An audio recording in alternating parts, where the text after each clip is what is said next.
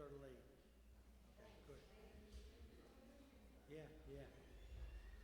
You know those kids that, like 10 years ago, they started the programs, are now coming out in high school. You know what I mean? Now the Albany soccer program started getting strong in the mid-2000s. Bob Sheehan, you know, that's yeah, the one over near South, or the soccer club, yeah. Yeah, so they're all coming up. Yeah, it's good. It's getting good. Like I went last year, I watched probably 5 games, 5 or 6 games. It's good. The crowds are good. You know, it's pretty crowded. They're getting very crowded in football.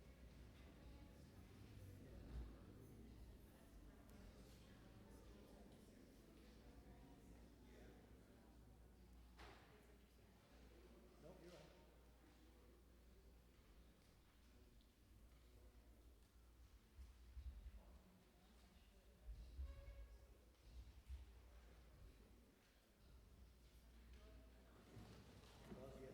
Ubiscava in here?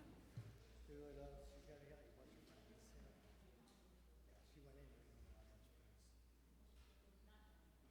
There was like this. There was like this Instagram group, like freshman ESF, and when we walked in there the first day, people were like, "Oh, hi, Jack." The Thursday, September 5th meeting of the Common Council will come to order, and the clerk will please call the roll. Mr. Anani. Ms. Pliers. Mr. Ballerin. Here. Mr. Conti. Here. Ms. Dochette. Ms. Fahey. Ms. Farrell. Mr. Flynn. Here. Mr. Hoey. Here. Mr. Igo. Here. Mr. Johnson. Here. Mr. Kimbrough. Here. Ms. Love. Here. Mr. O'Brien. Mr. Robinson.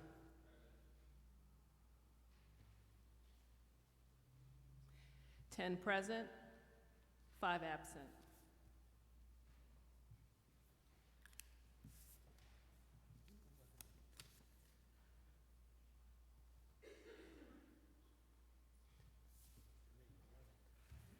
Eleven present, 4 absent. Okay, if members and guests will please rise to recite the Pledge of Allegiance, followed by a moment of silence. Pledge allegiance to the flag of the United States of America and to the republic for which it stands, one nation, under God, indivisible, with liberty and justice for all.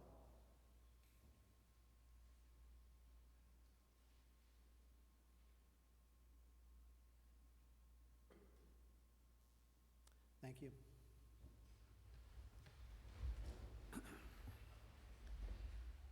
We will now proceed to the public comment period. Those members of the public who have signed up will have 5 minutes to address the council. I will give you a 1-minute warning 4 minutes in, and the clerk will please call the first speaker. Edwin Venning.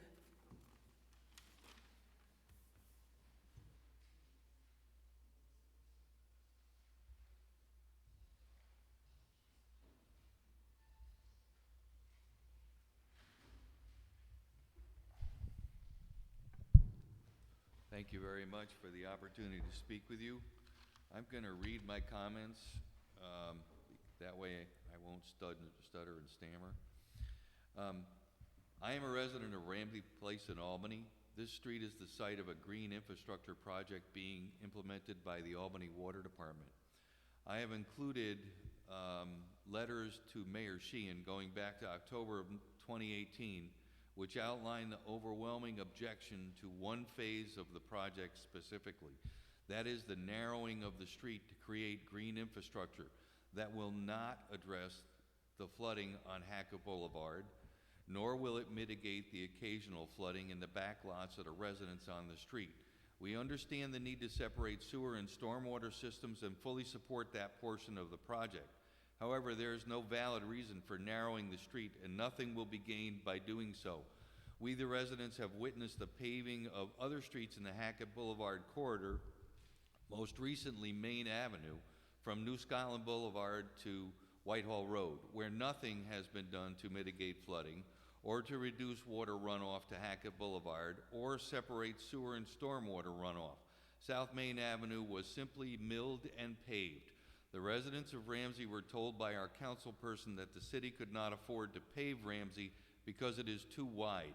Yet the city was able to afford to repave South Main, a distance of more than twice that of Ramsey Place. We would like an explanation of that. We would also like to know why, unfortunately, our councilperson and the mayor chose to ignore our petition to not narrow the street when that petition represented 68% of the homeowners on the street. My purpose in coming to this meeting and asking to speak with you is simply to ask that you support our petition to the mayor and respect the democratic process that we have followed and stop the water department from narrowing the street.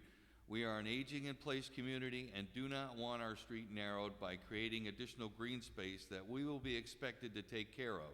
Obviously, the public presentation by Mr. Coffey that this is to mitigate water runoff and flooding is only the starting point is untrue, because if it were true, then South Main Avenue would not have simply been repaved and no effort was ever made to mitigate flooding or separate sewers from stormwater runoff. And thank you for listening, and I hope you hear and support our concerns. Thank you, Mr. Benning. If you want to leave any of your remarks with our legislative aid, we'll distribute them. Yes. Next speaker. Rosemary Rush.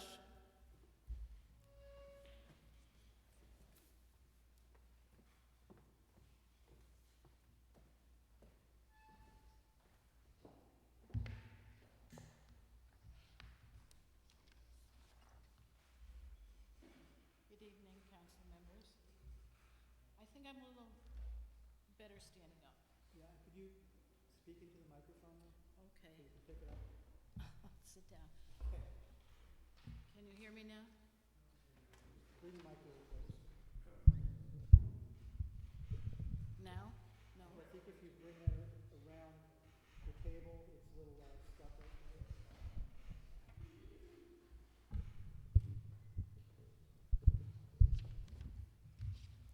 Thank you.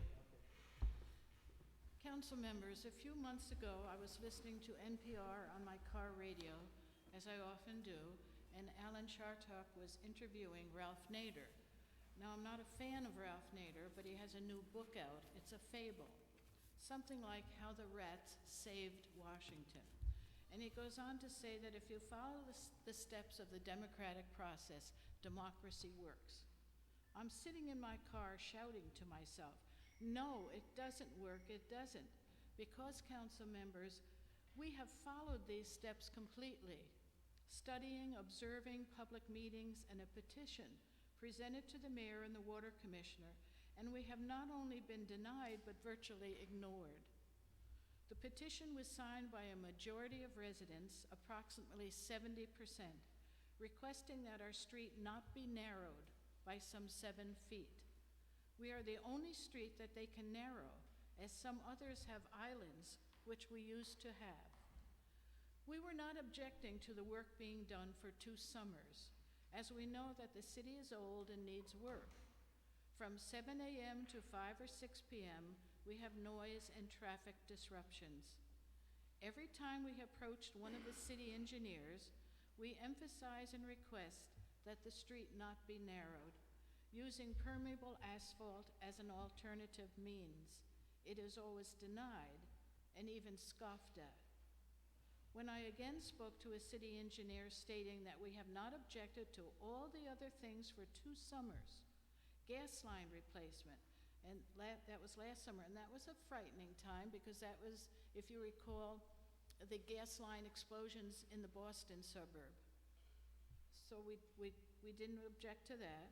Taking down almost all of our trees, water and sewer line improvement, lead abatement lines to each house, the eventual replacement of trees which we have no choice in, and which will be small growth trees, etc.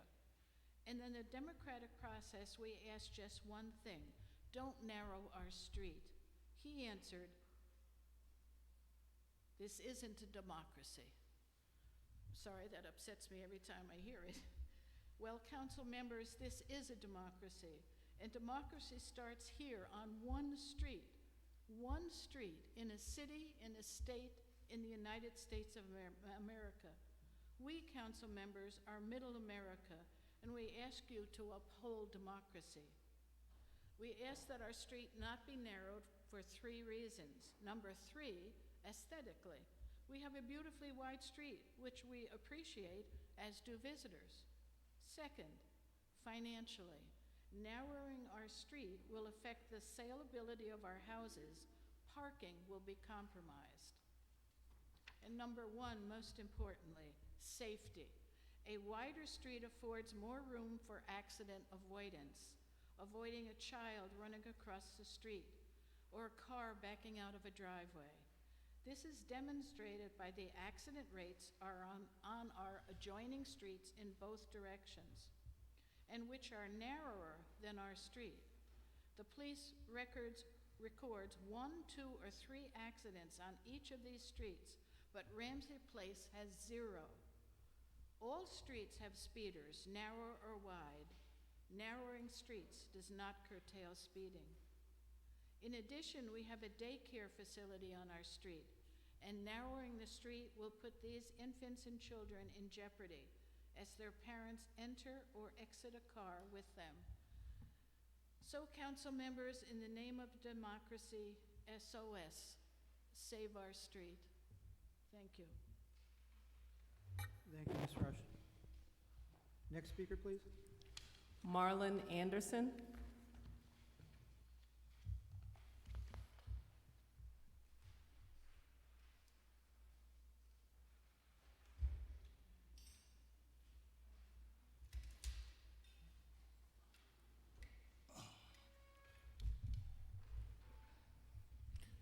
Good evening, members of the council, members of the public. My name is Marlon Anderson. I reside at 214 Lark Street in the city of Albany. I'm coming forward as a community advocate in the city of Albany. I'm coming forward to speak about the incident that took place down in the Mansions area this weekend. And basically, it is appalling to think, after all the protesting, all the marching, all the public debate and things like that, that we are once again back to square one.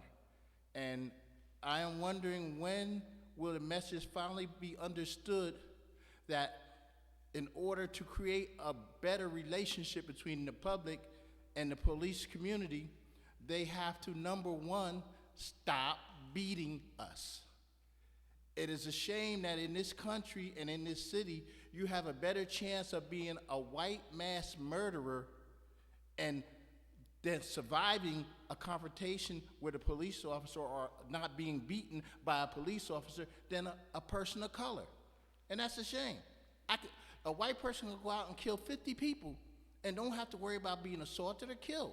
A black person could be standing on a corner and lose their life over a marijuana cigarette or over selling Lucy's. And that's unacceptable. And this is what has to be understood.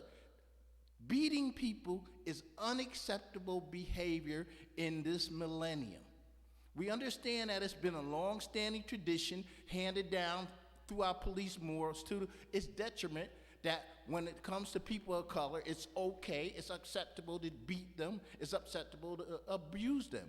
But it is not acceptable. And I publicly strongly disagree with the chief, who I support, that this was an acceptable arrest. It was not. It was a beating. When somebody does this to somebody, that's a beating. That's not acceptable. And you can't tell me that you have all these police officers surrounding this car, lifting weights, jacked up individuals. You telling me they couldn't pull one woman out of a car? That's unacceptable. That's an embarrassment. We just went through months of debate addressing police brutality. And yes, here we are right back again. And that comes to this room here. There should be a strong statement coming from every leader, particularly leaders of color, and those who are leaders of conscience, to let them know that this is not acceptable in this city, that this cannot be condoned in this city. If we're going to change this, and change has to be had, it has to come from here. Leadership has to be shown on this issue, because that cannot be seen as acceptable. Stop beating people of color. Beating people of color is not acceptable, can't be condoned, can't be justified. And that needs to stop. There's no justification for what I saw on that video. There's no justification for it, especially when you had multiple police officers on the scene. That woman could have been subdued without beating that woman. There was no reason for that beating, but that it was acceptable procedure, that that officer knew that this is something that police officers do. And for the police to say this is something that I deem as accessible, that's part of the police culture that we've been trying to change for years here, and apparently still isn't working. Because when that same methodology is employed time and time again, when it's a person of color, that the first method and rule is to beat them or assault them, rather than taking the avenue of least resistance, which could have been done in this case. There's no reason why this woman needed to be beaten in her car in front of people. Not with that many police officers on the scene. And 1 minute. Thank you, sir. And it's up to this chamber and this building to show the leadership that needs to be had on this issue, because the message is clearly not being heard in the police department. Stop beating black people. It's unacceptable in 2019 America. Stop beating black people.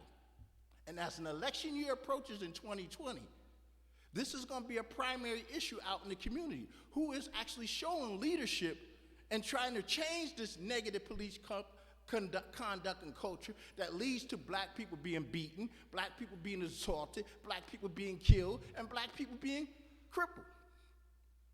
I'm speaking as a black person. Again, it's a shame that a black person, an accomplished black person like myself, could lose my life on the street, while an unaccomplished white person could kill everybody in this room and survive without being assaulted. There's something wrong with that. And we need to do something about that in this city to make sure it stops. Stop beating people of color. Thank you. Thank you, Mr. Anderson.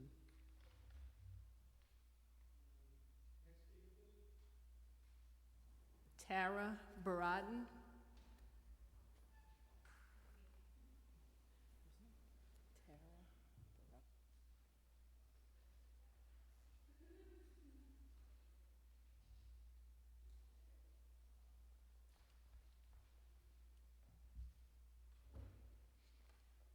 Hi, my name is Tara Donadio. I'm a resident of 20 Forest Ave in the city and a sustainability planner with the Capital District Regional Planning Commission.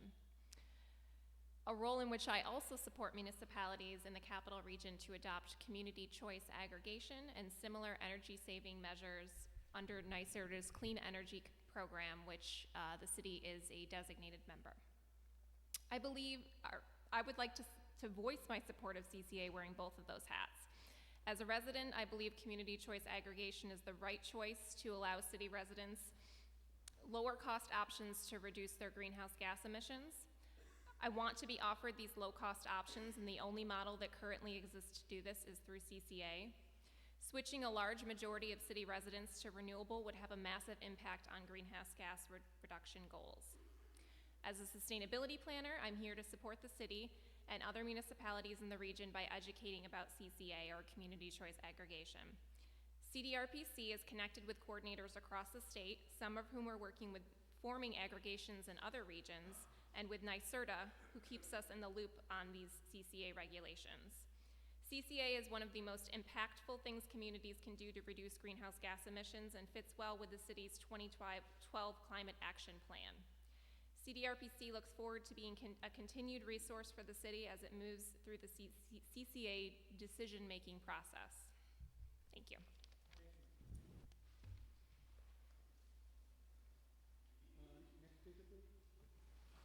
Carol Tansey, or Tansey.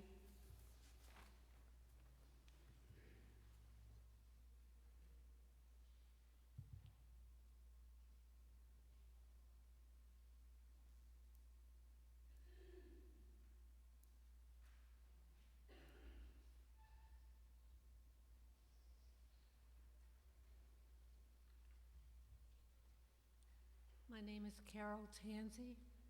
I live at 115 Crumbkill Road. I'd like to address the subject of CCA's, Congregate Community Aggregate, or as the Times Union referred to it as a buyer's club, or as banks refer to it as bundling. NYSERDA allows local governments to work together through a shared purchasing model to put out for bid the total amount of electricity being purchased by eligible customers. The towns in our area of New Scotland, Guilderland, Saratoga Springs, Niskayuna, Bethlehem, Voorheesville, Knox, Waterville, Glens Falls, and the city of Troy, and the city of Schenectady is now considering this, as is the city of Albany. So I would like to stress the localness of this kind of a buzzword right now. And Albany needs to consider joining this group of towns and the city of Troy.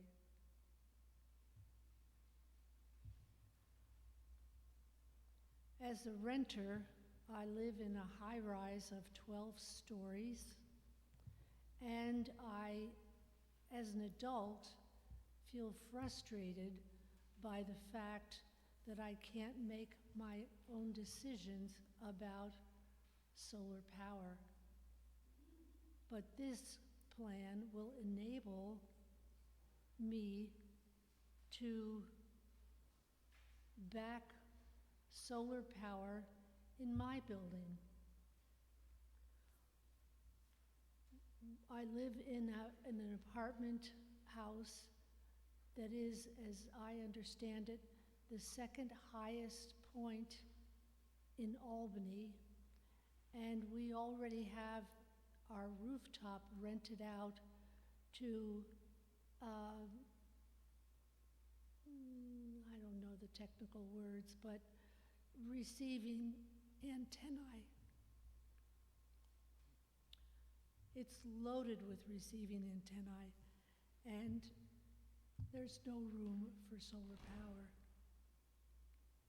So a solar farm would be just the thing for me as a renter to solve my problem or my challenge. So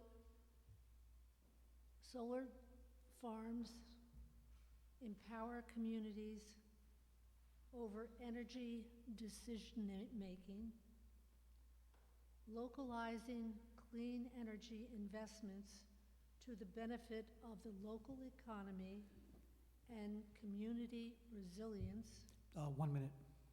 and protecting the environment. Thank you.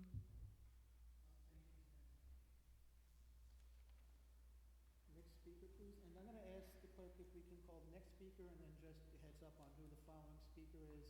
We do have a number of speakers, and if you can be concise in your comments, we want to make sure we can fit everyone in. So if we can call the next speaker and the person after that, so that person can be on deck. Tina Lieberman is the next speaker, followed by David Bernard.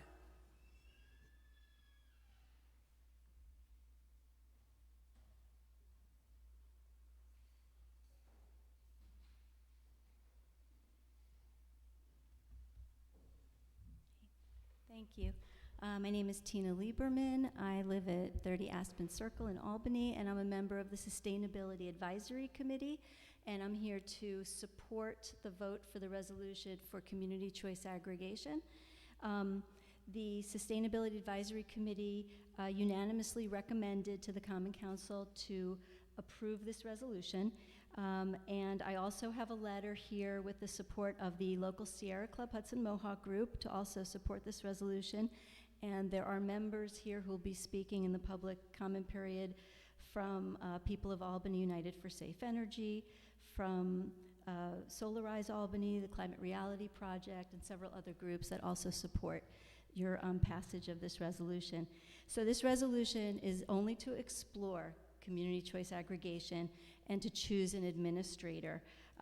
There's no obligation to sign a contract at this point with a supplier. Basically, approving the resolution just allows Albany to be part of the RFP, the request for proposal, that will go out to the electricity supplier to see what kind of price and what kind of terms we get. And the beauty of this is that the price that they give us has to be lower than the average national grid rate looking back 1 year. So that they have to give us one option that's lower. Now, whether that will be 100% renewable energy or 85% renewable energy, we don't know. We won't know until the end. But they have to give us one that's lower, and they will also give us a 100% renewable energy price. And whatever the Albany wants to choose, if Albany wants to choose the 85% because it's cheaper and it beats the national grid rate, they can choose that, but anyone in the city can opt up to the 100% if they want to. So it gives a lot more choice to the residents of the city of Albany. And this is very different than those predatory energy supply companies you've heard about, because they charge 2 times or 5 times the amount that National Grid charges. This would be competitive with National Grid. And why it's so important now to approve this resolution is because there's an aggregation forming. It already has the minimum number, so Albany's numbers would be on top of that, which gives us a very powerful negotiating platform, because we're going to be like, I don't know, 70,000 about, because we've already got 40,000. I think we're going to bring at least 30,000. It's for households, residential households, and small businesses, and churches, and farms can all be part of this. So we got a lot of market clout going into this, so we can start to ask for best prices, best terms. We also have a commitment that's been asked for by the city. Common Council Member Ballerin has stated very clearly, we've also heard from the administration, that we want to use this to include and protect our lower moderate income folks here in Albany. So I've been in conversations with Michelle Rogat from the Affordable Housing Partnership, and she has also offered a letter in support of community choice aggregation, because she believes this process will actually support low and moderate income people. We will be able to give them they'll be able to have a fixed rate. That's one thing that's very important for them. They will also be part of a very big education process in which we can also sign them up for things like HEAP. We can sign them up for community solar, which is a guaranteed 10% savings, NYSERDA Solar for All program, SNAP, a lot of things. So there's a very big outreach and education component to this. 1 minute. And the other piece of this is there's, because of the passage of the Climate Leadership and Community Protection Act by the state of New York, there's about $300 million that has to be used in the Clean Energy Fund for low and moderate income people to get them onto renewable energy. So your passage of this resolution tonight will start that conversation between us and NYSERDA and the Public Service Commission to say, we want your money to go into making sure that our low and moderate income people will be taken care of in this, will not pay a penny more than the national grid rate. Thank you. Next speaker, the following speaker. David Bernard, followed by Rosemary Rush. She already spoke, I think.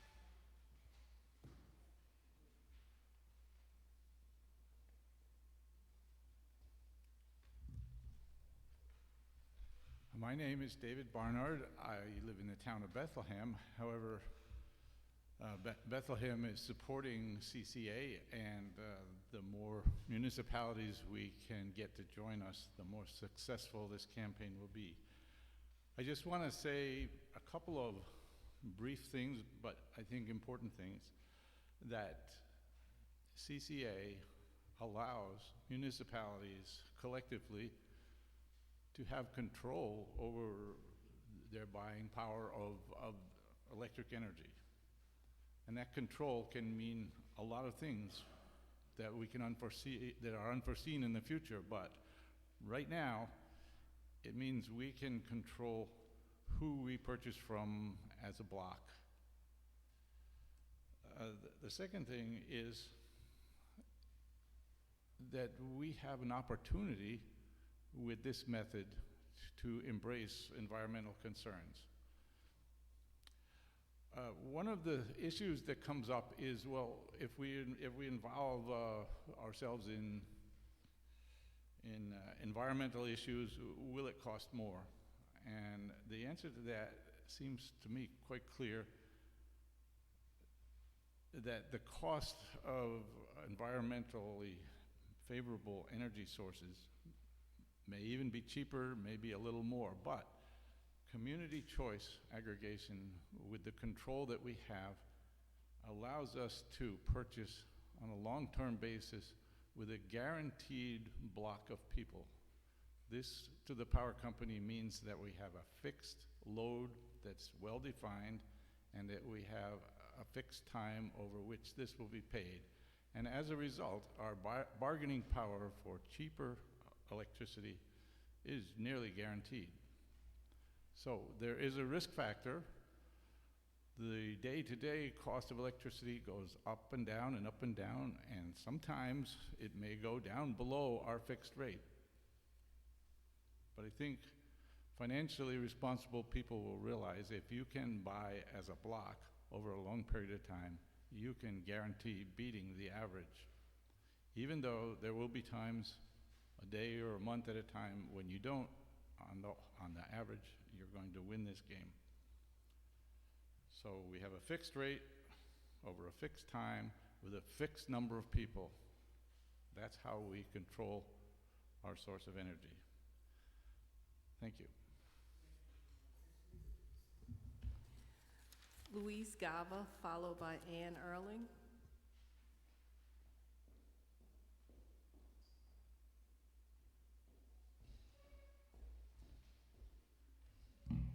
Good evening, I'm Louise Gava. I'm the CCA project leader for MEGA, the Municipal Electric and Gas Alliance, and I had the privilege of speaking to a number of council members last week, and I just want to draw your attention to the brochure that I believe you all have in front of you, and I'm just going to go through some logistics of the CCA program. I am a CCA administrator, which is one of the, there are 3 possible administrators that could serve Albany, and I represent an administrator, MEGA, that is working with the municipalities you've heard mentioned earlier in the capital region. So I just want to draw your attention to the process and provide an update on what municipalities in the region are doing and what the timeline is for Albany's participation. So the first step, how it really begins, we request that municipality decides early on which administrator they would like to work with. And the reason for that is because you are able to walk away, as a few other folks have suggested. You're not committed to CCA until step 5 in this brochure. And so what that means is people like myself start expending our resources, going out and educating your public and putting out bids, but you are still free to walk away at any time. And so we just ask for a relationship to be established. And I know, for example, the city of Troy is doing interviews in 2 weeks to see which administrator they would like to work with. So as soon as that relationship is established and understood, we go out and we start educating the public. This is a required 60-day period. It's monitored heavily by the state. We have to do this in multiple methods, and MEGA focuses specifically on senior populations and low-income populations. And we do this because we know that those are the individuals in your community that have been targeted by predatory practices. We have a successful CCA of 21 municipalities operating currently in the southern tier, and I cannot tell you what I've seen on seniors' bills. It's very sad. So we focus our education there. The 60-day education period ends with a public hearing. That public hearing, it will be hopefully an opportunity for you all to hear from your constituents that are then much more informed about if they think this is a good opportunity for them. And then you are able to actually authorize yourself to do CCA by putting a local law in your books. Of course, you do not have to use that local law, and it is in no way tied to any administrator. That said, that allows you for us to actually aggregate the electricity load of your residents, to get that information from National Grid, and to pull it with the other thousands of households in this region that are already engaged in CCA. So what we are anticipating is by we will be well over 40,000 households that are represented by municipalities that have passed local laws at the end of 2019. The goal right now, we have 30,000 households that have taken step 1. By the end of the month, that will be over 50,000. Albany would add about another 26,000. When we bring all those, whatever it is, 70,000, 80,000, depending on how many municipalities come together, we go out into the market and we use the powers of competition and aggregation to drive out a lower price, including for renewables and your choice of supply. We do that bid, we do an analysis, we come to the municipality and we share the results, and then each municipality decides what works best for them. So you're not bound to the decision of another municipality, and yet at the same time you get to benefit from the market share that you collectively create. At that point in time, so now we're looking at step 5, the municipality says, yes, I want to offer this opportunity to the residents, or no, I don't. No is an acceptable answer. We did have municipalities back out at that point in our process previously. Assuming you do, there's actually a step that's not on this graphic. We do another round of education. Again, education is critical, and it is the way your constituents understand what's happening and are able to engage in the process and make a decision that's best for them. Assuming, you decide to go forward, every resident in your community that's eligible for this program receives a letter, and that letter details for them all of the information about the program. Thank you. If they choose not to participate, they have 30 days to mail in a card, to make a phone call, to go online. This is one of the things we really focus on at MEGA, is making sure that your constituents have every way out of the program if they don't feel like it's right for them. The other thing that's important to know is for the entire length of the contract, they can leave the program at any time with no fee. So that's the general overview of community choice aggregation. I hope the City of Albany will join the growing group. And if you have any questions, my contact information is right there on the inside of the brochure, and I'm happy to take your phone calls. Thank you so much. Thank you. Mr. Kimbrough, is there a motion to extend the public comment period? Thank you, Mr. President. I make a motion to extend 30 minutes. Second. Any discussion? All in favor? Opposed? Motion is adopted. Next speaker, we have 8 more speakers, and so we want to make sure we can squeeze everybody in. Next speaker is Annie Erling, followed by Daniel Kirk Davidoff. Thank you for extending the public comment period. Got in right under the wire. My name is Ann Erling. I live in Albany, and I'm here to speak about the resolution about CCA. I'm excited to see the City of Albany considering joining the regional community choice aggregation being developed, and I urge you to vote yes on the measure. CCAs are a concrete step we can take to lower our city's carbon footprint. If there is still time to turn around our planet's climate crisis, CCAs based on 100% renewable energy are an important part of that solution. It's great to see that CCAs actually produce lower electricity costs than National Grid. That said, even if 100% renewable CCA ends up costing slightly more, joining a 100% renewable CCA is the right thing to do. Each one of us can change our light bulbs, change out our appliances, and change our energy supply company, but lots of us won't, not because we don't care, but because we care about so many other things, and that makes us distracted. We don't really have time for distraction on this issue. We need the boost that you can provide by opting Albany into this regional CCA, thereby lowering all of our carbon footprints in one fell swoop. For those of us who are already stretched to the limit financially, we need to set up ways to ease the burden of a transition to clean energy. But those of us who aren't so squeezed need to be willing to accept some changes, lifestyle and financial, to meet the enormous climate challenge before us. The costs of inaction are prohibitive, even existential. While we work to save pennies, we're in danger of making the planet unlivable. Please vote yes on joining the regional CCA being developed and work to move the process forward as swiftly as possible.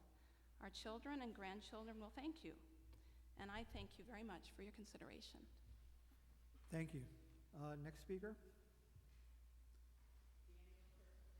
Daniel Kirk Davidoff, followed by Wendy Dwyer.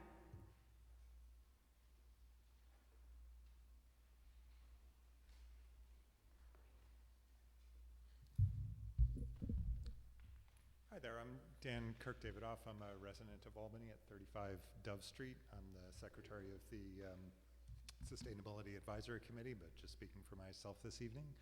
Just a couple of brief remarks.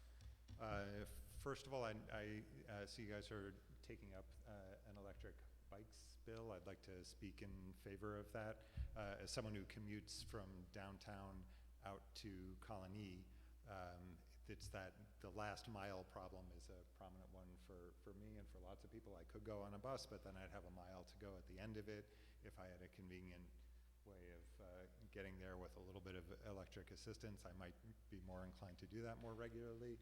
And more generally speaking, Albany with a downtown area that's 100 feet down from the rest of the city. We have a lot of decent sized hills. Maybe older people, but maybe people generally would like a little bit of help going up those hills. It's a big improvement to accessibility of a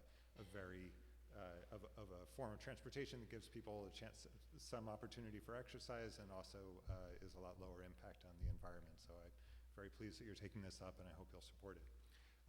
Also wanted to support the CCA, the Community Choice Aggregation.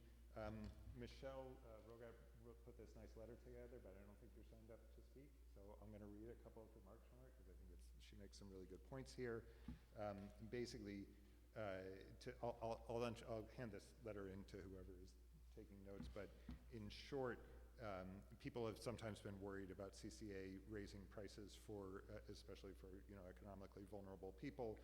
But she makes the point that actually the CCA process is a great opportunity for the city to kind of bundle services in a way that will make it easier to take care of folks who need help, because for one thing, because there's an opt-out procedure and a lot of information has to be passed along at that point, you need to be able to, it gives an opportunity to share information about other forms of electrical assistance. So CCA can help low-income households for a few reasons. CCA locks in selected electricity rates, and this would provide extra stability in costs. Knowing your utility costs can really help with household budgeting. It also improves equity in accessing renewable energy, and it also takes time and effort. And education and outreach requirements alone are going to help make residents more aware of their options. This is an opportunity for municipalities to get even more connected with their residents and help ensure that they are getting all the help they qualify for in terms of other assistance like SNAP, Solar for All, and HEAP for those who aren't signed up. So I'm very pleased that you're taking up CCA. I really hope we'll support it and move forward with this. And just one last comment. Empirically, there's a very strong relationship between street width and speed on the street. So typically, if your street is 2 meters wider, 6 feet wider, then traffic is moving about 10 miles per hour faster. And there's lots of good information on that from the National Transportation Safety Board. Thanks very much. Thank you, Mr. Davidoff. Next speaker, please. Wendy Dwyer, followed by Brittany Orlebeck.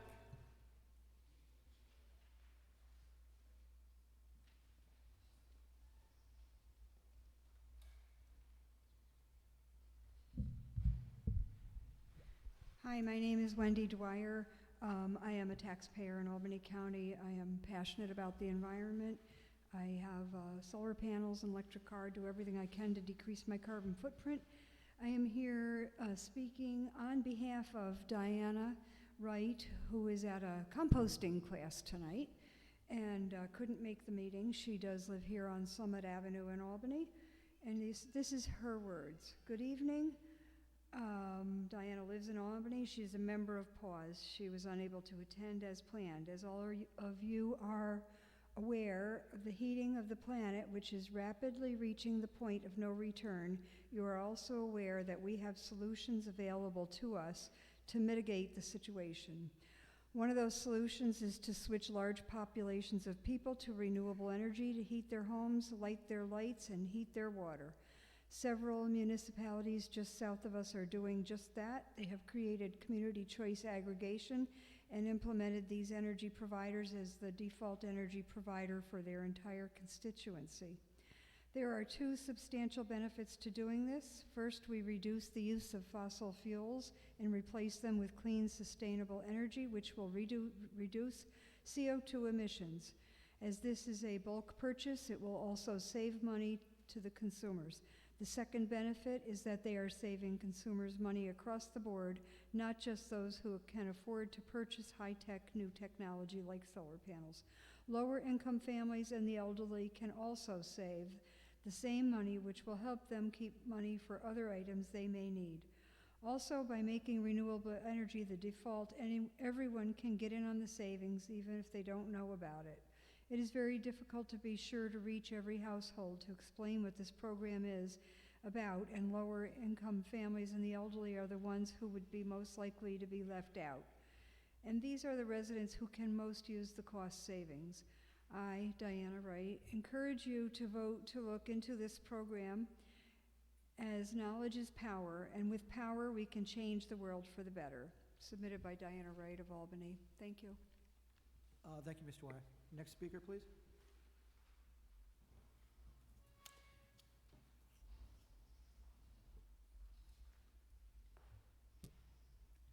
Hello and good evening. My name is Brittany Orlebeck, and I live in Albany on South Main, and thank you for the opportunity to speak. I'll be very brief. There's also people here who weren't able to speak, so I'm speaking for myself and my husband and many others who were not able to be here tonight. I came to the Common Council meeting of the committee that is putting forward the resolution.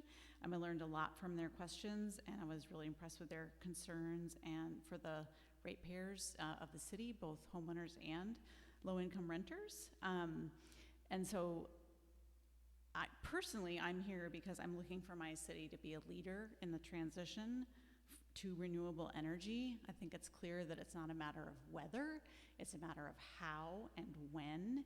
And I think the community choice aggregation represents too good of an opportunity to pass up, for the Common Council to pass up, to move us forward and not leave us behind. Thank you. Great, thank you, Ms. Albert. Next speaker, please. Tara Baradin of 50 Ramsey Place, followed by Janet Dwyer Stutzman.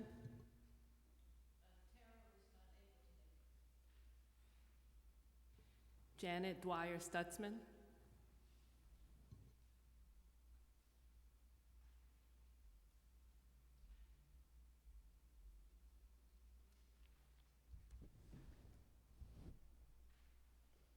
Good evening. I am a resident of the City of Albany. I am here to speak on 563 New Scotland Avenue.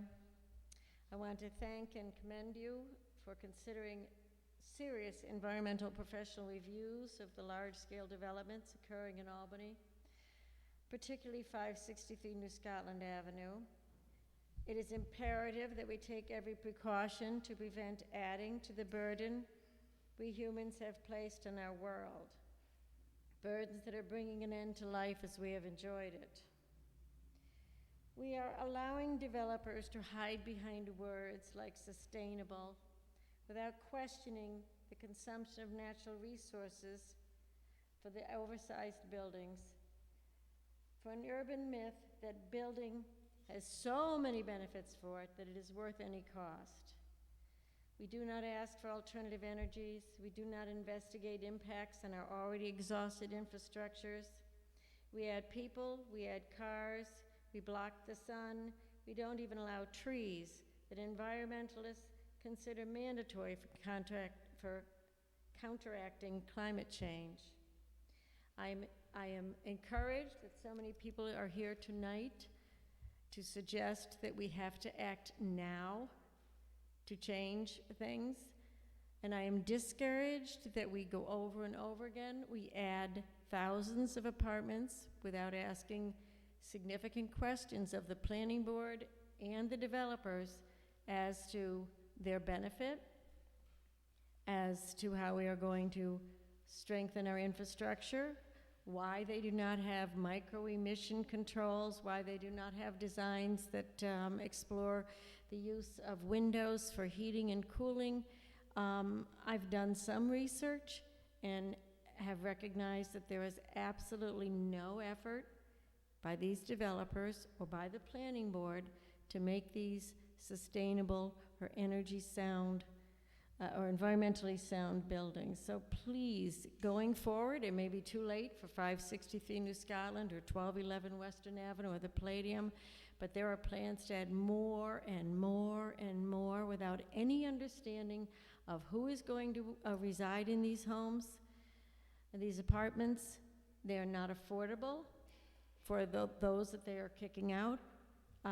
It's just disturbing and upsetting. So I hope you will keep it in mind and apply your powers to investigating what's going on. Thank you. Thank you, Ms. Stutzman. Next speaker, please. Alana Klein, followed by Mashama Burns.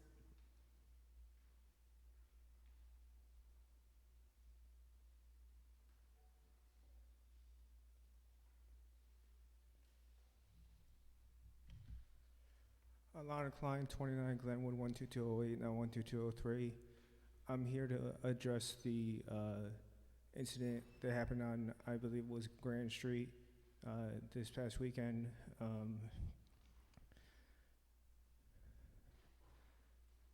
I believe there was a police body camera that has not been viewed by the public that supposedly exonerates the police officer or officers that were involved. If this is indeed the case that it exonerates the officer, then fine, so be it. But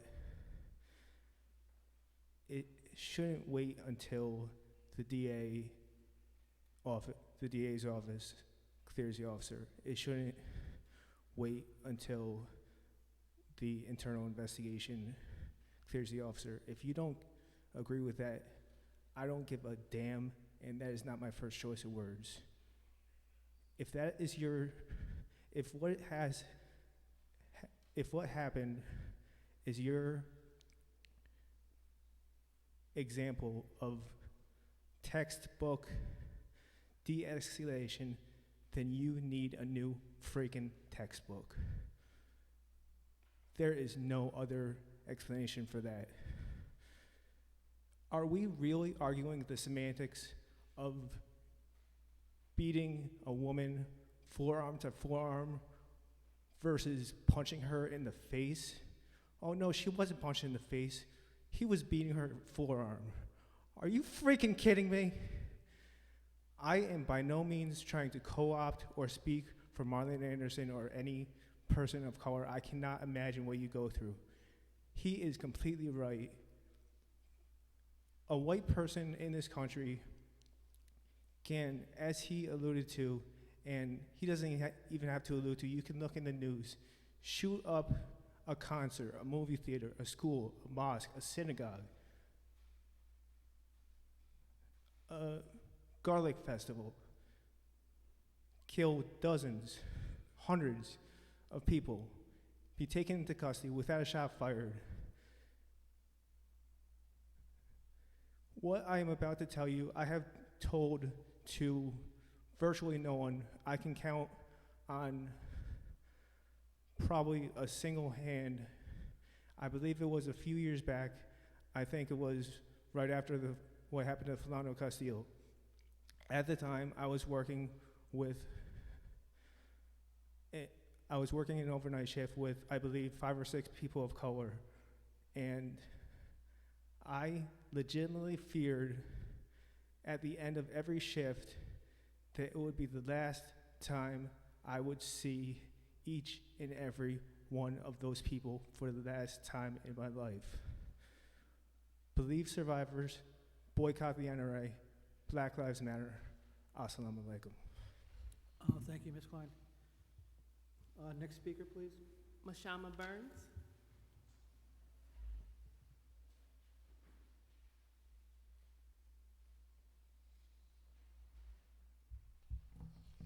Good evening. My name is Mashama Burns. I reside at 96 Livingston Avenue. I am here this evening after having a conversation with my councilwoman, Joyce Love, to present a bio for my grandparents, Joseph and Velma Miller, to have an honorary street sign for them on Livingston Avenue between Timbrook and Pearl Street. And I would like for it to say Deacon and Joseph Velma Miller Way in their honor. My grandmother will be 91, the 23rd of this month. They lived there for over 60 years, and I just think it would be a very nice tribute for my grandparents. I ask that you all support this, and good night.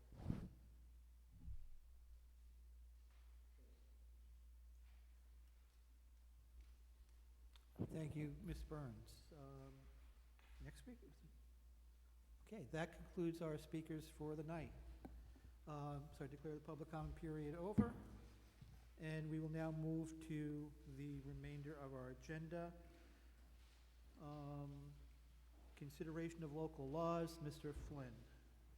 Thank you, President Pro Tem. I noticed local law D and ask for its introduction. Clerk will please read the title. A local law amending subsection A of section 1 of the chapter 24 of the Code of the City of Albany to reflect the correct title of the Commissioner of General Services. Thank you. The local law is held. Mr. Kimbrough, remaining local laws are held. Remaining local laws are held. Thank you, sir.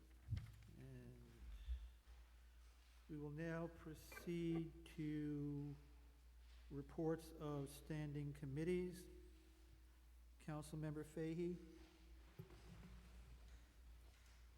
Thank you, Mr. President. The Planning Committee met on August 28th on Resolution 396118 to explore energy supply contracts using the CCA, Community Choice Aggregation Model. The Planning Committee is also scheduled to meet on Thursday, September 12th at 5:30 to discuss Ordinance 168119. That is to clarify the approval process for telecommunication installations. And that same night, we will discuss Ordinance 137119 that has to do with the zoning classification for 140 Hamilton Street and 4244 Phillip Street. Thank you. Thank you, Ms. Fahey. Any additional reports of standing committees? Councilmember Daucher. Yes, the Finance Committee will be meeting on Monday at 5:30 to consider 3 matters. We will be discussing the second quarter fiscal report from the Treasurer. We will be discussing local law and hopefully acting on local law C, which will allow installment payments on real property taxes for the City of Albany. And also, we will be discussing with the Budget Director budget development. I encourage all council members to attend. Thank you, Ms. Daucher. Any additional reports? Mr. Igo.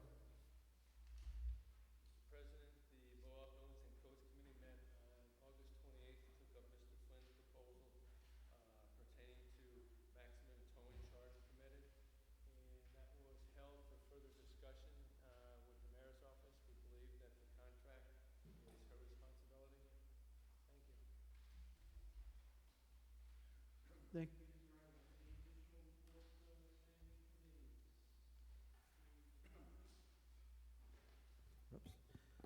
We will now move to consideration of ordinances. Mr. Kimbrough. No action on the ordinances on the agenda. Great, thank you. We'll now move to consideration of resolutions. Mr. Anani for an introduction.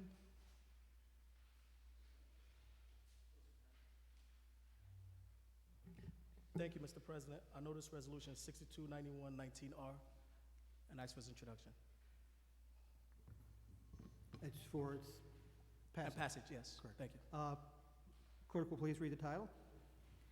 A resolution of the City of Albany's Common Council urging Governor Andrew M. Cuomo to sign into law A.7431-B/S.4294A, authorizing the legal use of electric-assisted bicycles and scooters in New York State. Is there any discussion? Seeing none, clerk will please call the roll. Mr. Anani? Yes. Mr. Ballerin? Yes. Mr. Conti? Yes. Ms. Dochette? Yes. Ms. Fahey? Mr. Flynn? Mr. Hoey? Yes. Co-sponsor, please. Mr. Igo? Yes. Mr. Johnson? Mr. Kimbrough? Yes. Co-sponsor, please. Ms. Love? Yes. Mr. Robinson? 12 in the affirmative.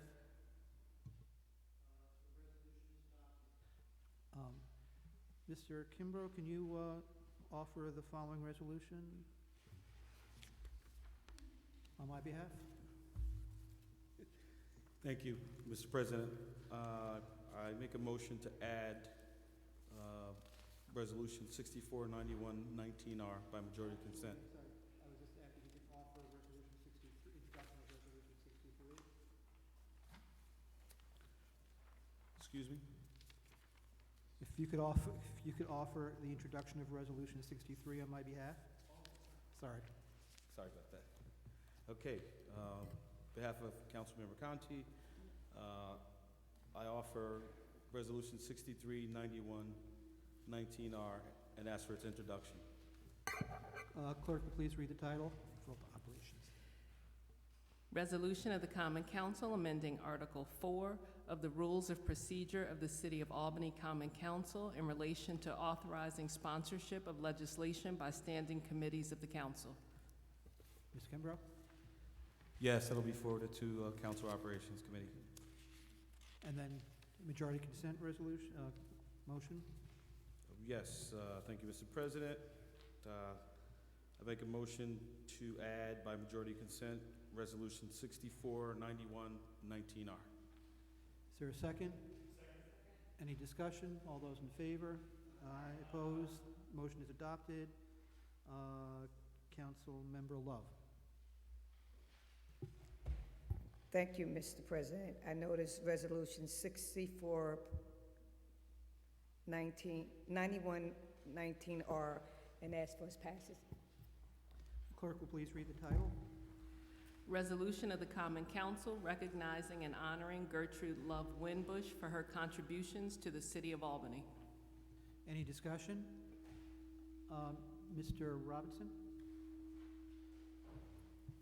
Thank you, Mr. President. It is an honor and a pleasure to vote in favor of this resolution. Ms. Gertrude Love was a member of my church, the Metropolitan Baptist Church, and she was instrumental in starting our scholarship ministry at the church. And through her efforts, hundreds of kids from our church had the opportunity to go to college. She was a woman who modeled womanhood. She always walked with dignity and grace and elegance and would do anything to make sure that you were supported in any of your endeavors. This was not just with kids in the church, but this was also with kids in the community. So I stand strongly in favor of this resolution tonight. Thank you, Mr. Robinson. Additional speakers? Seeing none, all members co-sponsors? Okay.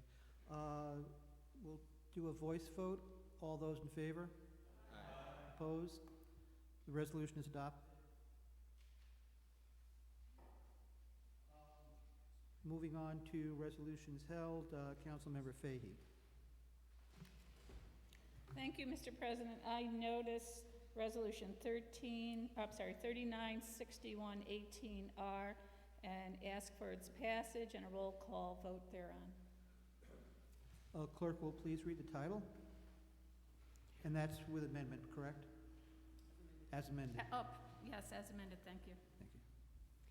Resolution of the Common Council in support of participation in the Capital Region Community Choice Aggregation Program to negotiate and enter into energy supply contracts with energy service companies. Is there any discussion? Councilmember Fahey. Thank you, Mr. President. As all of you know, Albany is a climate smart community, and sustainability is really one of the basis of our Albany 2030 plan.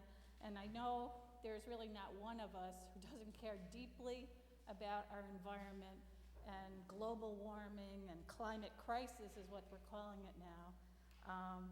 But you're probably like, many of you may be like me, there's just not enough we can do individually. So when I first found out about this program, Community Choice Aggregation, well over a year ago, I thought, wow, this is, looks like a great opportunity, so started looking into it. And when I first introduced that resolution well over a year ago, we met on it, and really a lot of us did a lot of head scratching because, how many of us know a lot about energy producing and purchasing and all that. So it's really pretty complicated. So a lot of us, it's just easy to our eyes glaze over, and it's easy to kind of stick with what you know. National Grid, we've had it forever. So, and then there's a lot of us who, we've had different conversations about people who have taken that risk to sign up with energy service companies, expecting savings, and you have more renewable energy, and you feel pretty proud of yourself, and then you find out later there's hidden fees and so on and so forth. So then that whole group also gets very turned off to this idea of community choice aggregation, because again, you're leaving what we know and what we're comfortable with. So the planning committee met about a year ago on this, and then it's been sitting around, that resolution, for the past year. But during that time, a lot of the advocates in the community have been meeting with neighborhood groups, neighborhood associations. I don't know, some of you may have attended meetings where they talked again about what this is, and your eyes are still glazing over like mine were. But gradually you begin to understand the benefits of community choice aggregation. We also had our Sustainability Advisory Committee, they're recommending it. So there's a growing community support for this, and the thing that always helps me is it's like a buyer's club. It's you get a lot of buyers together. In this case, it's municipalities, and you're going to be able to get better prices.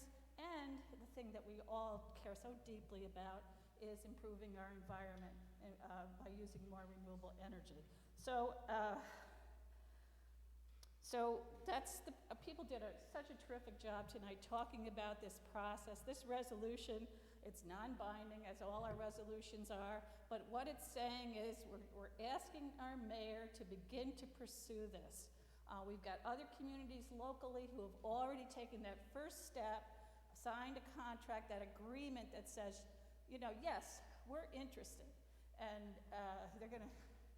now they've got the number of households, the minimum number of households they need to go out and get those bids for more renewable energy at a better price. So I just would ask my colleagues to please support this as we pursue this. I think one of the biggest challenges is going to be helping our community understand how this is going to benefit every member of our community that is able to sign on. People have talked about low and moderate income, how it can help them. individuals who are already eligible for HEAP. It can help them as well. They will not be affected at all. There's really no risk at all to those individuals. So we've got 3 communities. Oh, I just want to say that there's very successful community choice CCAs nationwide, and here in New York State there are already 3 of these aggregates, these groups that are already functioning. There's one that's was the pilot program. It's called Westchester Power, and that has they're able to have prices lower than their local utility, which is Con Ed, and they have 21 of 24 municipalities have opted for 100% renewable energy. So that's a big success. They just signed their second I think it's a 2-year contract, I'm not sure. And then there's one down in the southern tier that you heard about that has 21 municipalities. There's one in Greene County that combines Greene County and Onondaga. So there's 3 of these aggregates already up and running. There's going to be a 4th here, and I think Albany should seriously consider being part of it.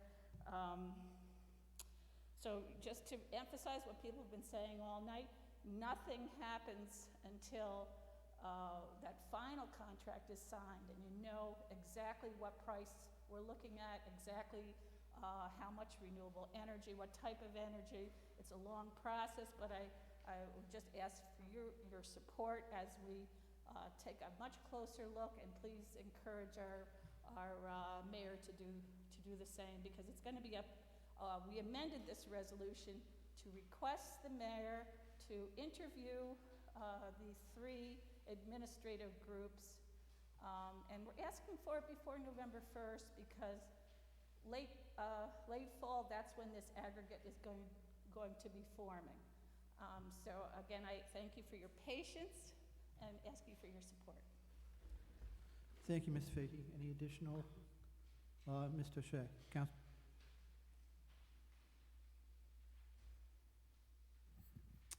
Thank you, President Conti. Just a few comments. I don't think it could be clearer that time is wasting. Our planet is burning. Our climate is getting out of control, if it's not already beyond our control. We need to do whatever we can do as a municipality to push us in the direction, to accelerate us in the direction of renewable energy resources, and making us as a society more dependent on that and less dependent on non-renewable energy sources. This is the first step that is overdue for us to get on board with beginning to educate our public more about this as an option, potentially passing a law to actually adopt this, and then looking at our options from there. It does not lock us into anything, but I certainly hope we will be taking a long, hard look at how we can be benefiting generations after us, and even probably us in our lifetimes, with regard to taking this step. So I encourage everybody to vote in favor of this resolution. Thank you, Councilmember Doche. Any additional discussion? Mr. Ballerin. Thank you. As we move forward and start this journey, I think it's important that we make it very clear to those who are going to be negotiating this contract that they need to remember the city of Albany is not Guilderland. We're not Saratoga Springs, and we're not Bethlehem. We're a city that has 25% poverty. We're a city the median income is $45,000.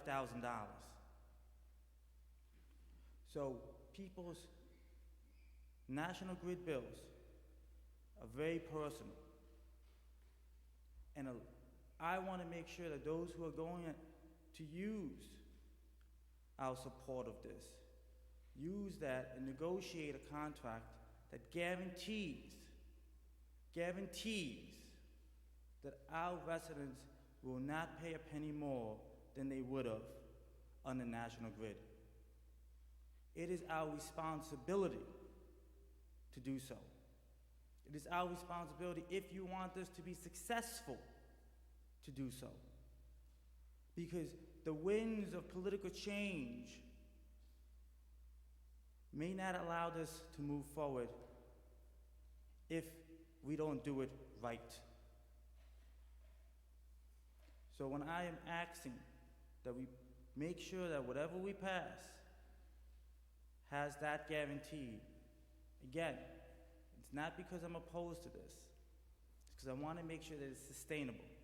I want to make sure we do it right.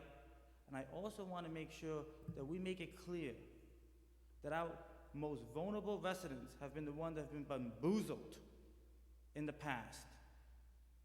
They're the ones that have had their doors knocked on and told to just sign here and you can save money. That is the reality that we are in. So we have to make sure that doesn't happen. We have to make sure that those who negotiate this do it right. And I want to make sure that's set, because I am fully understanding of the crisis that we're under. I mean, our environment is this generation's crisis to fix. There was no question on that. And there was no question our nation is behind other nations. But we have to do it right if we want it to be sustainable. Thank you. Thank you, Mr. Ballerin. Any additional discussion? Seeing none, clerk will please call the roll. Mr. Anani? Yes, co-sponsor, please. Mr. Ballerin? Yes. Mr. Conti? Yes, co-sponsor. Ms. Dochette? Yes, co-sponsor, please. Ms. Fahey? Mr. Flynn? Yes, co-sponsor. Mr. Hoey? Yes, co-sponsor, please. Mr. Igo? Yes, co-sponsor, please. Mr. Johnson? Yes. Mr. Kimbrough? Yes, co-sponsor, please. Ms. Love? Yes. Mr. Robinson? 12 in the affirmative, 0 negative. The resolution is adopted. Congratulations. I'm now going to ask Mr. Kimbrough if he can take the chair.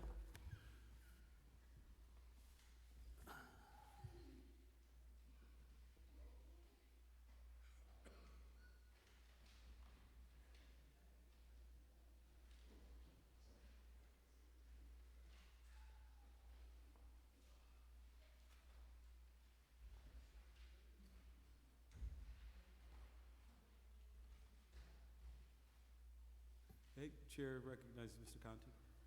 Thank you, Mr. President. I'd now like to notice Resolution 547219R, request passage and roll call vote thereon. Okay. Please read the resolution. Resolution of the Common Council authorizing a rewards program in accordance with Section 91 of the New York State General Municipal Law in relation to the illegal use of ATVs and dirt bikes on public streets. Thank you, Mr. President. I'm not going to go into it extensively because I think we're all familiar with it. I just want to note that we did have a good discussion on this topic at the last Public Safety Committee meeting, and really appreciate that Chief Hawkins was there to also discuss what the department currently is doing, including working with surrounding law enforcement agencies to deal with this issue. And he also did express his support for the proposal and was ready to move forward in terms of developing a program. And again, what this resolution does, it is an authorization for the chief to develop a rewards program within the parameters of what the state law allows.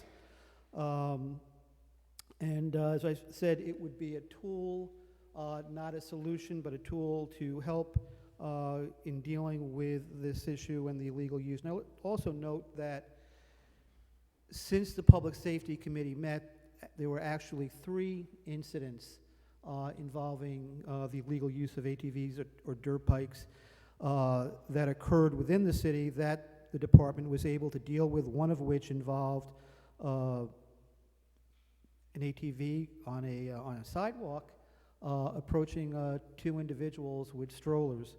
So, you know, and another one of those also did involve use on a sidewalk. Another one involved deliberate damage to, I believe, a police vehicle. But I think that illustrates that this is an ongoing public safety problem that we need to deal with in some way, and we do need to look at what tools we can put in place to help deal with the situation. So with that, I would ask for your support. And as I said, it's just a tool. Hopefully it can be helpful in trying to deal with this problem. Thank you. Any additional discussion? Mr. Robinson? Thank you, Mr. President. Well, ATV usage on city streets will always be a public safety concern until an innovative and thoughtful approach is taken to give residents who enjoy this method of recreation a place to ride. Creating a program to incentivize people for providing information is not the answer, mainly for two reasons. First, I feel it will be a waste of police resources. This program will have to be staffed, and our police department could potentially use time and energy chasing down false information. Our police force is already stretched thin, and we are down officers. The creation of this program will divert attention and human resources away from addressing our city's most pressing issue at this time, which is gun violence. Resources should be allocated towards finding those who are perpetrators of gun violence and taking guns off the streets. Furthermore, the department has been addressing the issue with information provided by community leaders. They established unmarked cars, and they recently employed the use of drones. So the police department is taking action. It's not that they're sitting there twiddling their thumbs. They are taking action. Secondly, while this resolution may not be discriminatory in intent, it will be discriminatory in practice. I represent a district where ATV usage is most prevalent, and most people encountered are young men of color.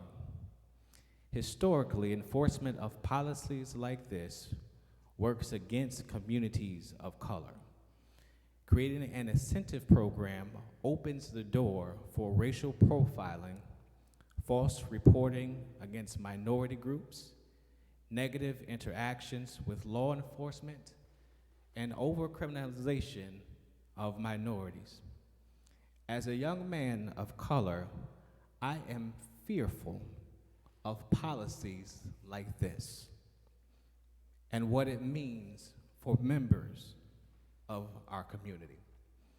I hear everyone say that this is just another tool. We don't need another tool. We have enough tools. What we need is a solution. And we cannot come to a solution until we stop being punitive in our actions, and if we do not open up the conversation in a positive light. Thank you.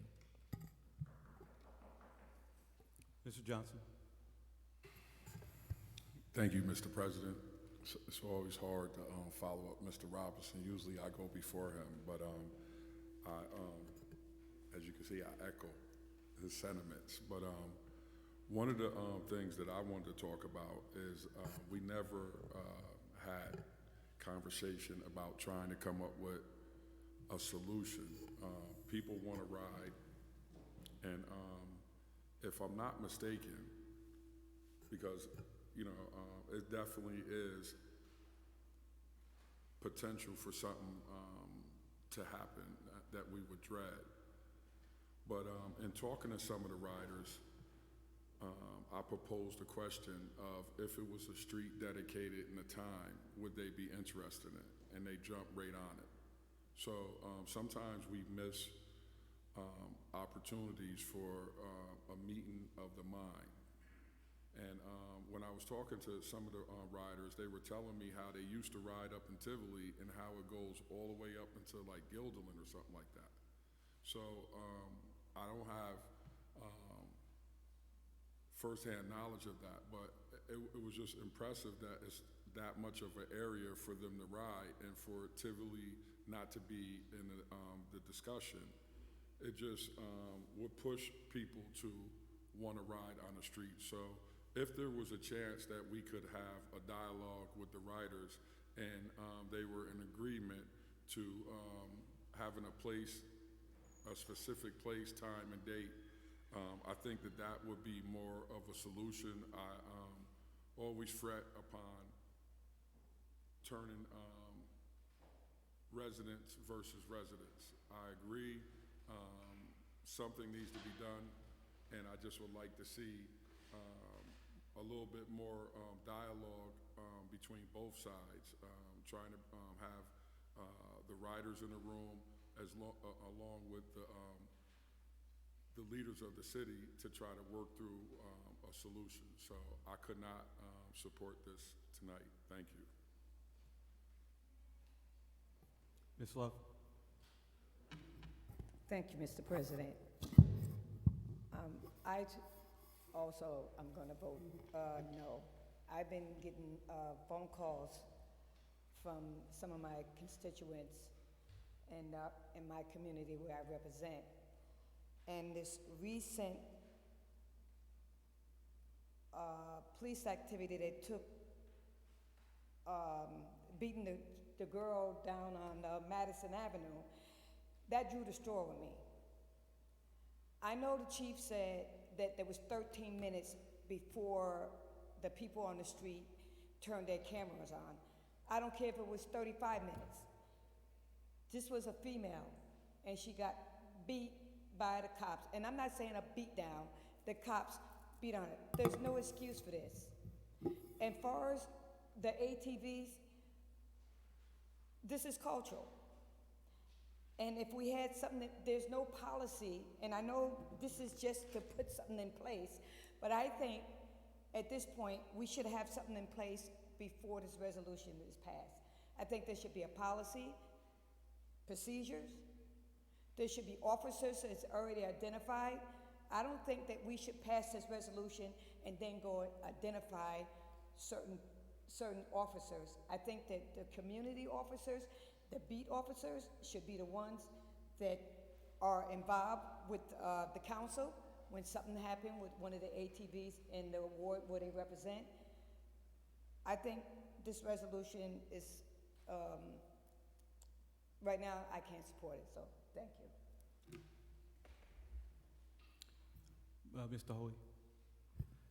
At the Public Safety Committee meeting, I brought up the fact that any type of motor vehicle needs to be registered and insured. And it was kind of said to me, no, you're wrong, but I know our assistant, Michelle, sent everybody an email stating the state law that says that any type of motor vehicle, even if it's, if I remember correctly, even if it's used on private property, needs to be registered. And if it's not on private property, it needs to be insured. And the reason for that is and that these are motorized vehicles that can cause physical harm to people. And if there's not insurance there, somebody can get hurt, put into a hospital, and they might not be covered. So, you know, there is a policy out there now that if it's a motorized vehicle, you need to register it, you need to have insurance on it. So, you know, it's a tough situation, and I hear my fellow council members, but, you know, I don't want to see anybody hurt and not having money to pay for it to go into a hospital. Thank you. Okay, Ms. Fahey. Thank you, Mr. President. I personally have received complaints from quite a few of my constituents. I've attended neighborhood meetings where people were really upset about these ATVs that are going through the street and causing public safety hazards. So people, and really, I'm aware of the drones that they're proposing using. I think that's valuable. But people are looking for answers to, this is lawlessness, and I think it has to be addressed. And so I'm going to vote in support of this and see if this tool can be helpful here in our city. Thank you. Okay, Mr. Anani? Thank you, Mr. President. This won't come as a surprise, as I have expressed my support for this resolution at caucus meetings and also with neighborhood association members. Again, this legislation is not the end-all be-all, but again, this is a tool for law enforcement to utilize to address the lawlessness that's happening. The nuisance is a quality of life issue that these ATVs are causing in several neighborhoods all across the city, particularly in the Pine Hills neighborhood. I've witnessed myself, actually, several ATVs on the sidewalk going through Madison Avenue Park. This behavior is unacceptable. What kind of message are we sending if we fail to act when these type of issues are occurring in our city?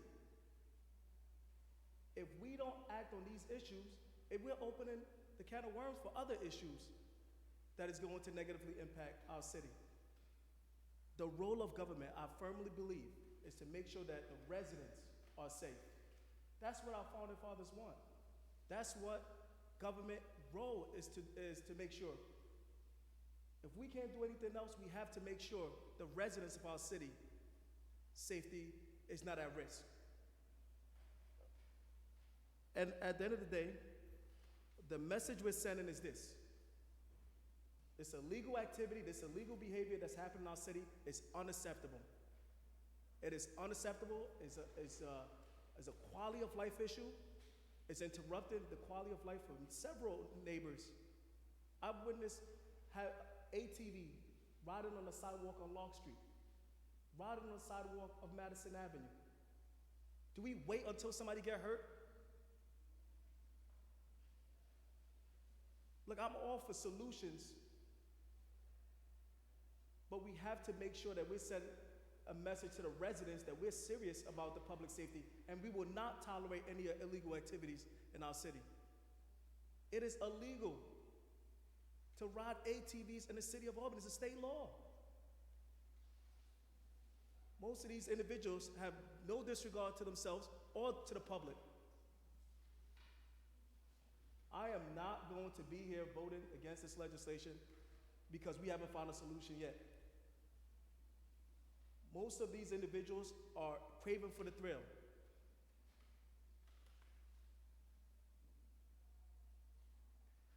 I want to commend the sponsor for introducing this resolution. This is just another tool for law enforcement to work with the public to end this nuisance that's existing in our city. We want to make this city attractive. We want people to move into our city. If we fail to act on these type of activities, we're sending the wrong message.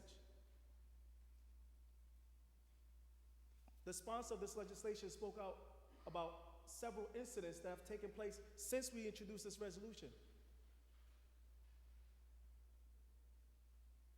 I'm voting yes because this is about our children in the city. I'm not going to wait till one of our kids get hurt. Two mothers pushing on a stroller, almost.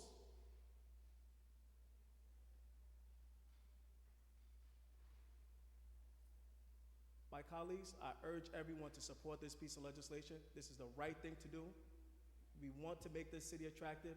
We want to make sure that public safety is addressed, and this type of nuisance behavior and illegal activity is unacceptable. And I'll be voting yes. Thank you, Mr. Anani. Any additional comments? Not. Clerk, please call the roll. Mr. President? If there's no further, can I just close? Okay. Thank you. I appreciate everything that was said tonight. I do want to emphasize that I don't think anyone disagrees this is a significant public safety issue, which can result, in harm to individuals. It is already high on the department's list of public safety issues that need to be addressed. So significant resources are already being devoted to this. We're not talking about devoting new resources. That's happening right now, not just here, but in surrounding communities, with law enforcement agencies speaking together in terms of how they can deal with this on a regional basis. In fact, to the extent this might be helpful, it might actually reduce the amount of resources that are being currently used. But I just want to emphasize, a lot is being done right now, resources being used, and the department also is encouraging information that from individuals in terms of current legal use or tips, et cetera. That's happening right now. To the extent this as a tool could improve on that, foster more information, that's helpful as well. You know, I don't have a problem. We talk about alternatives, that's fine, but there's no way that you can justify a legal use on public streets and sidewalks when you're putting individuals' lives and safety at risk. And that is a significant public safety issue that many of us have heard at our meetings. Some of us have actually seen it. I was at an incident up on Upper Central Avenue where I had them coming around me as I was going up near Hannaford Plaza, one of which went up on a sidewalk where there's a bus shelter and there was an individual standing there. So I don't know, you know, under any circumstances that you can just indicate that that is acceptable behavior or something that doesn't need to be addressed. I ask again for your support, and I trust the chief in terms of developing a program that will further their goals in terms of ensuring the public safety of our communities, in our neighborhoods, and our residents, in trying to deal with this rather significant issue. Thank you. Clerk, please call the roll. Mr. Anani? Yes, co-sponsor, please. Mr. Ballerin? Yes. Mr. Conti? Ms. Dochette?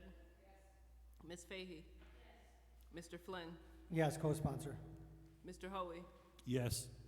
Mr. Igo? Mr. Johnson? No. Mr. Kimbrough? Yes, co-sponsor, please.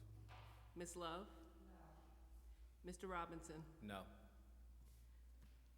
9 in the affirmative, 3 negative. The resolution is adopted.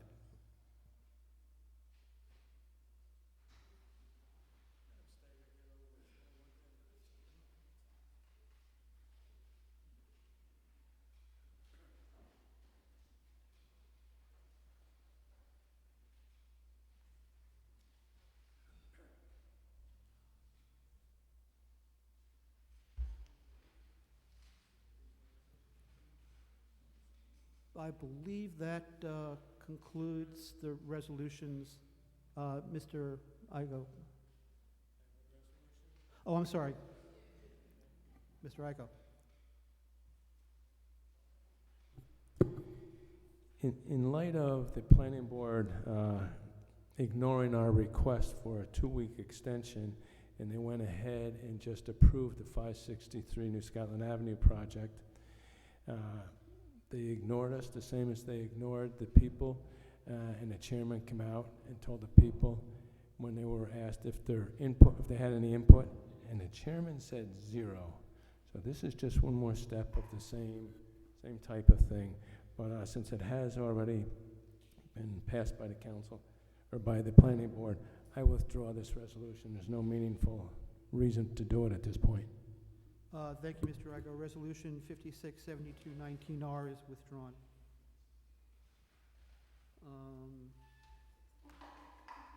And I believe, which one?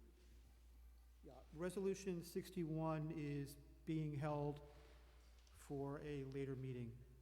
So I believe we are through with the resolutions. Any miscellaneous or unfinished business? Mr. Hoey, Mr. Johnson, and Mr. Robinson. Yeah, I just got a few things I just wanted to bring up real fast. On the resolution we passed tonight, 62.91.19R, can we get bicycles? There's just a misspell there. Like before it goes forward, that make sure that we get that spelt right. Second thing I want to talk about real fast is, and Councilman Igo just referred to the planning board, is the USDO.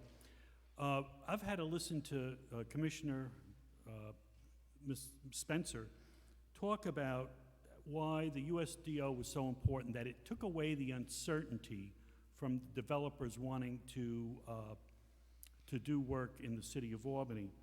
And I just want to bring up the point, we've taken away their uncertainty, but now we've given the homeowners and people who live in the city an uncertainty that they don't know if they buy a house in a certain neighborhood, what's going to happen. There's no long-term promise that, you know, this is going to stay the way it is in my lifetime when I'm going to raise my children. The other thing I want to bring up about the USDO and Mr. Spencer talking about all the community meetings and all the time that people came in and talked about this USDO, which is already 2 years old. This is a living document, and the community meeting should not stop. This isn't something that happened in 2012, but we need to continue into 2019 and 2021 to find out what our community wants. And I want to continue to see people respond to it.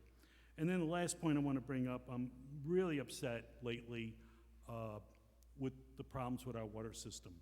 This system was put in place, you know, back in the 20s and 30s. No power. They built the Alcove Reservoir. That was the golden jewel of the city, that this water system worked, provided water. Now we're seeing problems with it. The brand new water line that was put in behind the controller's building just burst after 11 years. I mean, that kind of bothers me. Bothers me, Councilman Igo and I share a road, Hillcrest Avenue, was just paved 4 years ago. And it's all dug up and patched, and you know, I talked to some of the guys putting in the stuff. They said the whole thing really needs to be replaced, not patched. So we do have a problem with the water department. I did vote down a few things that came up, and the reason for that is I don't feel comfortable right now with the direction that the city water department's going. And I hope we have some kind of plan, or I don't have confidence anymore. So that's all I have to say. Thank you. Thank you, Mr. Hoey. I think it was Mr. Johnson and then Mr. Robinson, or Mr. Robinson and then Mr. Johnson. I forget which. Mr. Johnson. Thank you, Mr. President. We have a gun problem in our city, okay? I woke up the other day and I looked and I saw a post on Facebook that it was shots fired outside of one of our colleagues' house. Nobody said a word about that tonight. When we say the messages that we're sending throughout this city, it's people in the city have been overlooked for years, for generations. And you know, when we start talking about messages, you know, people are running around here busting guns all night long, and you know, we're finding a whole bunch of reasons not to talk about what should be talked about. You know, just 2 months ago, a 3-year-old got shot while they were sleeping at a daycare center. And it was a call-in response. Everybody showed up with their suit and ties, and you never heard anything else about the guns. You know, I stated in front of everybody in here that there were 20 guns taken off the street since May, and the youngest kid, it was a 12-year-old with a gun. And you know, I promise you, the ATV is a problem. It's a problem nationally. But the signals and the messages that are sent at my community meeting, and then you can go online and look at it. The resident said, Mr. Johnson, how come the people from the upper wards aren't advocating for us in the lower wards? That was said. That isn't me talking. You know, we have kids in the 2nd ward that are watching people urinate all day long when they're walking to school, coming from school, people having sex in public, a bunch of things that's going on. So when we say the messages that we send a lot of messages all the time when we don't speak up on things that are going wrong because it doesn't happen in certain people's communities. I champion things that go on throughout the city. People call me from all over the city to say how they feel about things. And it's just, I would love to see some changes and some support for changes in neighborhoods that don't get the same type of community participation, because these issues aren't going away. And it's unfair for an administration just to focus on recruiting new people to our community and forget about the people that are in our community, that made up this community. To the people on New Scotland Ave that didn't choose to move away from out of the city 30 years ago, and they paid their school taxes and they paid their city taxes, to be told, how their neighborhood should be right now. It's kind of a smack in the face. And it's a lot of smacks in the face going on around here. And we sit right here and we don't do anything and we don't say anything. And that makes me sad at night, because I think that we have the ability to do some great things for the city. Our streets are terrible right now. It's complaints about the water. Everything is problematic. But only certain things get attention, and only certain things get addressed. So it pains me in my heart, when I hear certain things. Because I have to walk back and I have to have those conversations each and every morning with people that are waiting to hear something positive. So, I don't want to see an ATV hit anybody. And I don't green light and I don't support anybody that drives an ATV on the street. When I say I don't support something, I don't think that's the answer. I don't want to see us going at, we got too much conflict and turmoil in our communities already, and this is just going to add to it. But I would hate it if it was a different situation outside of Mr. Robinson's house. Because if that bullet had entered his house, we would be having a different conversation today. And that's the conversation that needs to be had, because that's where the danger, the true danger is at, those guns that go off. My brother was murdered February 13th, 1993. My mother lives downstairs from me. Every time a shot's fired, she calls to check, are you okay? Did you hear that? That's our reality. And that's a lot of people's reality, and they need a voice, and they need some type of action on those issues. Because it's tough when you got to deal with a loss of a family member. August 25th was my brother's birthday, and it was a difficult day. So, sometimes when I sit here, my energy and my spirit gets triggered.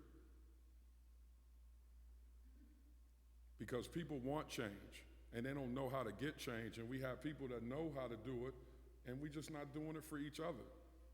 And when I saw Judy at the community meeting the other day, I went up and I thanked her for being down there, because that was a pleasant sight to see. Because we can't do, we're supposed to be a team. And I promise you, if you have any questions to my statements, please go to my Facebook page and please look at the community meeting, because I didn't ask that person to say that. So, I want us to be mindful of all of the signals that we send to the community, because my community has been overlooked for a long time. Thank you. Thank you, Mr. Johnson. Mr. Robinson? Thank you, Mr. President.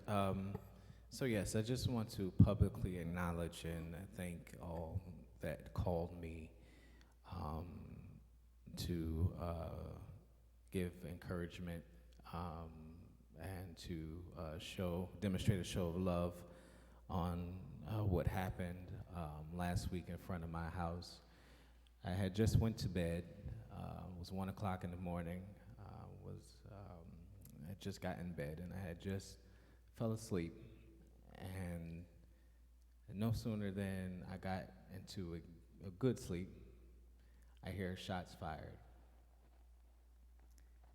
I immediately, in the dark of my room, jumped on top of my wife because I didn't know what was going on. I didn't know where the shots were coming from. So I immediately jumped on top of her, made sure she was good. And then I got up, went downstairs to check on my younger brother. He was fine. Went up back upstairs and told my wife I need to go see if everyone else in the neighborhood is okay. She begged and pleaded with me not to leave, but I wanted to make sure that people in my community were okay. So I put clothes on, and no sooner than I walked out the door, I seen the police show up. They run down the street from my house. So I engaged them and tell them that I think the shooting happened in front of my house, but I don't see anybody. I don't see any remnants of a shooting happening. So they came back up the street. And sure enough, in my haste of walking down the street, talking to the police and checking on people, I walked over bullet shells and didn't even notice it. 11 rounds were fired right in front of my house. It's an emotional thing. People, after that incident, called me and said, it's not worth risking your life. You should move out of the community. Your wife is pregnant. You should move out of the community and move to somewhere safer. And I tell everyone, I'm not going nowhere. I believe in the people in my community. I believe that change will occur, and change will come. We have been an under-resourced community for generations, for decades. And I will continue to lend my voice in the fight against gun violence and continue to lend my voice in fighting for the people of my community. Thank you. Thank you, Mr. Robinson. Ms. Fahey. Thank you, Mr. President. To my colleague, Councilmember Robinson, this is the first I'm hearing about this, and I am very, very sorry that your family and your neighborhood has experienced this. And I just want to make it clear that I personally care very much about the gun violence in every part of the city. We had, actually it was this right down my block, we had a 2 a.m. shooting in June. Neighbors were so extremely upset. Fortunately, nobody was hurt. People are outraged, and we continue to pursue absolutely every avenue we can. And these problems are extremely difficult to address, but I want to make it clear that you have my complete support for anything that can be done here in the city to address the problem of gun violence in every one of our neighborhoods and other quality of life issues. When you, Councilmember Johnson, when you talk about people urinating, people having sex out in the open, you should be absolutely furious that that's going on, and people should be brought together and demand change. Change does not come easily. There aren't always easy answers. We're underfunded. We do not have enough policemen, but you have, and I think I can speak for everybody in here, we care about each other's neighborhoods very much. So I'll close with that. Thank you, Ms. Fahey. If there's no further business, is there a motion, Mr.? Motion to adjourn? Motion to adjourn. Second? Any discussion? All in favor? Aye. Motion is adopted.